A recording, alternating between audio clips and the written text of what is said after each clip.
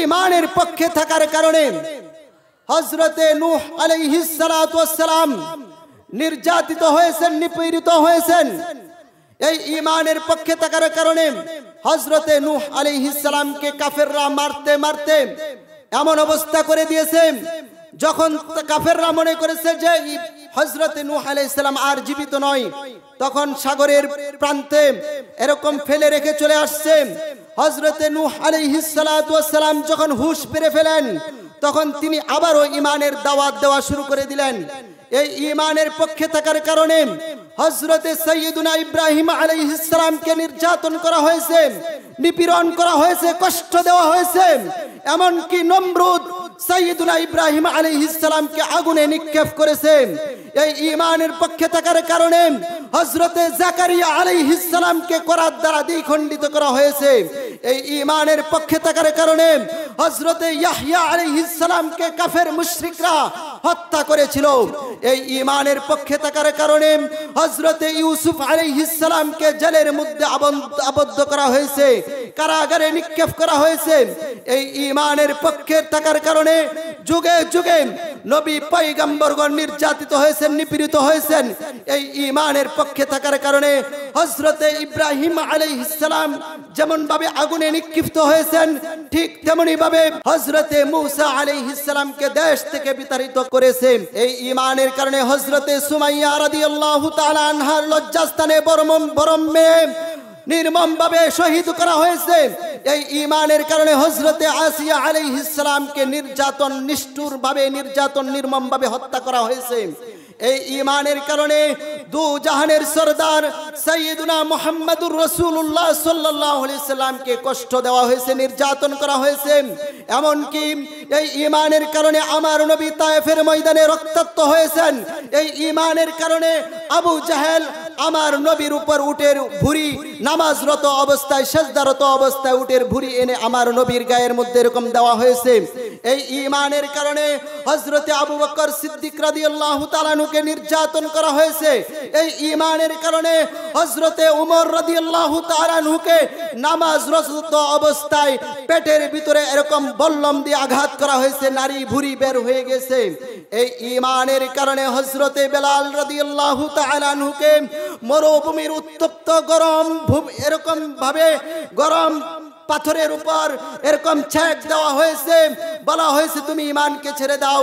হযরতে বেলাল রাদিয়াল্লাহু তাআলা আনহু যখন তার এরকম ভাবে জান বের হয়ে যাবে এমন কষ্ট নির্যাতন দেওয়া হয়েছে, তবুও হযরতে বেলাল রাদিয়াল্লাহু তাআলা আনহু মুখের মধ্যে বলেছিলেন আহাদ আহাদ, আমি এক আল্লাহর উপর বিশ্বাস করি, আমি এক আল্লাহকে বিশ্বাস করি। তিনি ঈমান ছাড়েন নাই।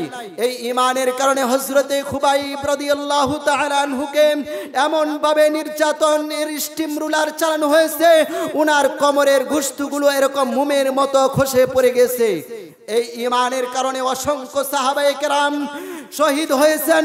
এই ঈমানের কারণে হযরতে ইমাম আবু হানিফা রাহমাতুল্লাহ আলাইহিকে নির্যাতন করা হয়েছে। ঈমানের কারণে ইমামে বুখারীকে তার দেশ থেকে ত্যাগ করতে হয়েছে। ইমাম আহমদ ইবনে হাম্বলকে শুধুমাত্র ঈমানের পক্ষে থাকার কারণে নির্যাতন, দিনের পর দিন এরকম জেলের মধ্যে আবদ্ধ থাকতে হয়েছে।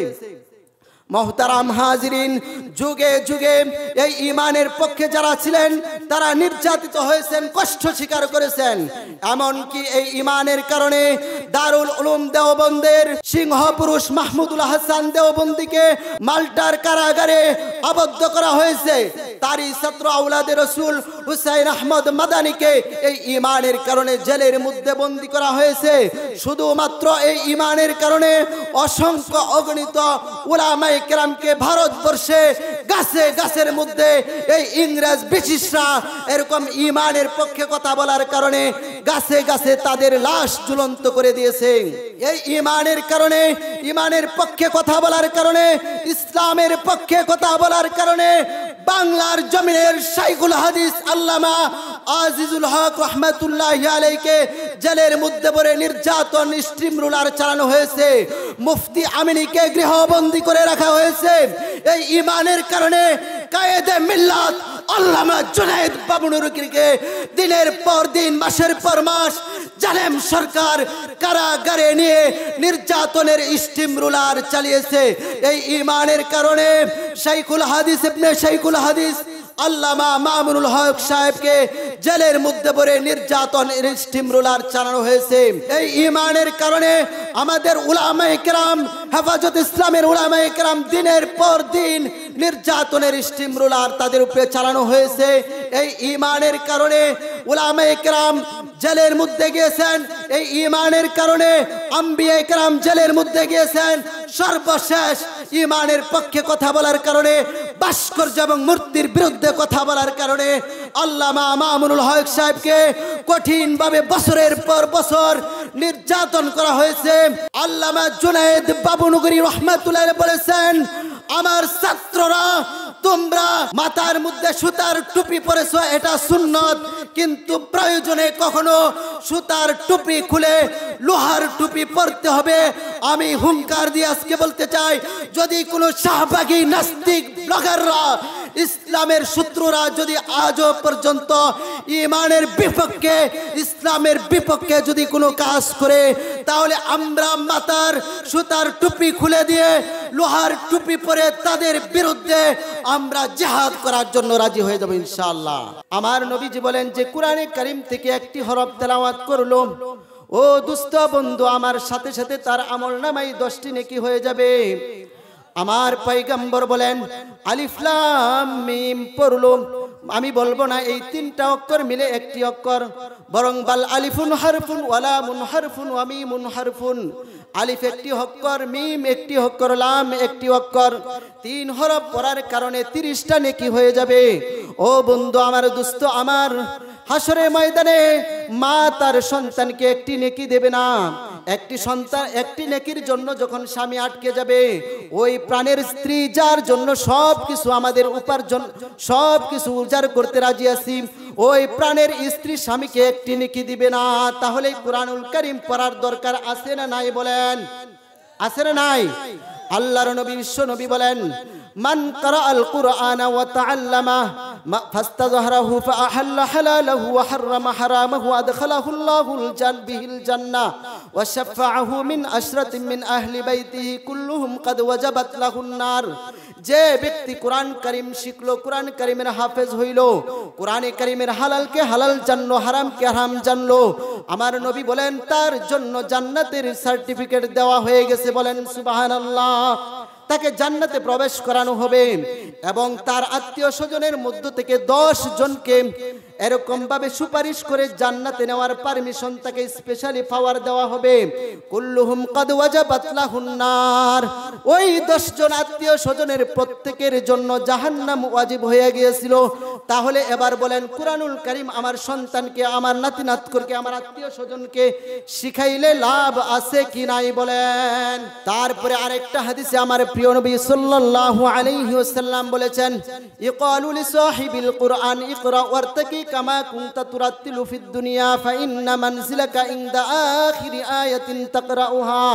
হাসরে ময়দানে কোরআনের হাফেজ, সে পুরুষ হোক নারী হোক, তাকে বলা হবে, ও কোরআনের হাফেজ হাফেজা, ইকরা পড়ো পড়ো, ওয়ারতাকি এবং উপরে উঠতে থাকো, কামা কুনতা তুরাতিলু ফিদ দুনিয়া ফাইন্না মানজিলাকা ইনদা আখিরি আয়াতিন তাকরাউহা। তোমার বাসস্থান হবে সেখানে যেখানে তোমার কোরআনে কারীমের আয়াত তেলাওয়াত শেষ হয়ে যাবে। কোরআনের কারীমের মধ্যে 6232টা আয়াত আছে। বলেন তো একজন হাফেজে কোরআনের বাসস্থান কয় তালা উপরে হবে? একটু আওয়াজ দিয়ে বলেন, কয় তালা উপরে হবে? 6232 তালা উপরে একজন কোরআনের হাফেজের বাড়ি হবে। আজকে আমরা কোরআনের হাফেজ দেখলে টিটকারি মারি, মহিলা মাদ্রাসায় ছাত্রীরা পড়লে টিটকারি মারি, জাগতিক শিক্ষায় যখন শিক্ষিত হয় তখন আমরা বাহবা দেই, স্বাগতম জানাই। ও মুসলমানের বাচ্চা, তোমাদেরকে বলতে চাই, তুমি যত বড় টাকা পয়সার মালিক হও না কেন, হাসরের ময়দানে তোমার সাথে আমার বোঝাপড়া হয়ে যাবে উলামায়ে কেরামের সাথে, এবং তোমাদের সাথে বোঝাপড়া হবে। যারা উলামায়ে কেরাম দেখলে টিটকারি মারতা, বলা হবে তোমাদেরকে, আসো আসো, দেখো দেখো একজন কোরআনে হাফেজের কয় তালা বাড়ি হয়ে গেছে? 6232 তালা বাড়ির মধ্যে একজন কোরআনের হাফেজ এবং কোরআনের হাফেজা, চাই সে পুরুষ হোক মহিলা হোক, তার বাসস্থান হয়ে যাবে। একবার একবার জুড়ে জুড়ে বলেন না সুবহানাল্লাহ। আরেকটা হাদিস আপনাদেরকে শোনাই। ক্বালা রাসূলুল্লাহ সাল্লাল্লাহু আলাইহি ওয়াসাল্লাম মান ক্বারাআল কুরআন ওয়া তাআল্লামা ওয়া আমিলা বিহি উলবিসা ওয়ালিদাহু ইয়াওমাল কিয়ামাতি তাজাম মিন নূরিন যাওউহু মিছলা যাওইশ শামসি।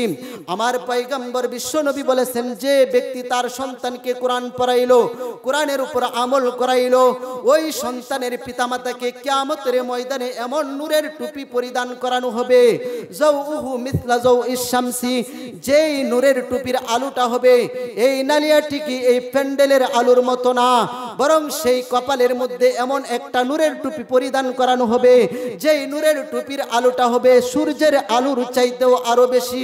বলেন না সুবহানাল্লাহ। তারপরে কি বলা হবে? ওই পিতামাতাকে ওয়াইউলবিসা ওয়ালিদাহু হুল্লাতাইনে, ওই কোরআনে হাফেজের পিতামাতাকে জান্নাতি এমন দুইটা পোশাক পরিধান করিয়ে দেওয়া হবে, লা ইয়াকুমু লাহুমাদ দুনিয়া, ওই পুরা গোটা দুনিয়াটা বিক্রি করলে ওই পিতামাতাকে যেই পোশাকটুকু পরানো হবে ওই পোশাকের মূল্য হবে না। বলেন না সুবহানাল্লাহ। পুরা গোটা দুনিয়া, আমেরিকা, সারা দুনিয়া বিক্রি করলেও যত ডলার আছে, স্বর্ণ মুদ্রা আছে, সব বিক্রি করলো, জান্নাতের ওই পিতামাতার দুই পোশাকের মূল্য হবে না। ফায়াকুলানে বিমা কুসিনা হাদা, ওই সাধারণ পিতামাতা যারা এরকম সাধারণ মানুষ ছিল কিন্তু কষ্ট করে সন্তানকে হাফেজ বানাইছে, তার মেয়েকে হাফেজ বানাইছে, তার ছেলেকে হাফেজ বানাইছে, বলবে হাই হাই এত সম্মান আমাদেরকে কি জন্য দেওয়া হলো, এত সম্মান আমাদেরকে কি জন্য দেওয়া হলো? ফায়ুকালু বিআখজি ওয়ালাদিকুমাল কুরআন, তখন ওই সম্মানিত পিতামাতাকে বলা হবে, তোমার সন্তানকে কোরআনুল কারীম শিক্ষা দিয়েছিলা, এই জন্য তোমার এরকম সম্মান দেওয়া হয়েছে। বলেন সুবহানাল্লাহ। আমরা যারা এখানে আছি, আমরা আমাদের সন্তানদেরকে কোরআনের হাফেজ এবং আলেম বানানোর জন্য চেষ্টা করব তো ইনশাআল্লাহ। আল্লাহ সুবহানাহু ওয়া তাআলা আমাদের সবাইকে আমল করার তৌফিক দান করুন, আমিন।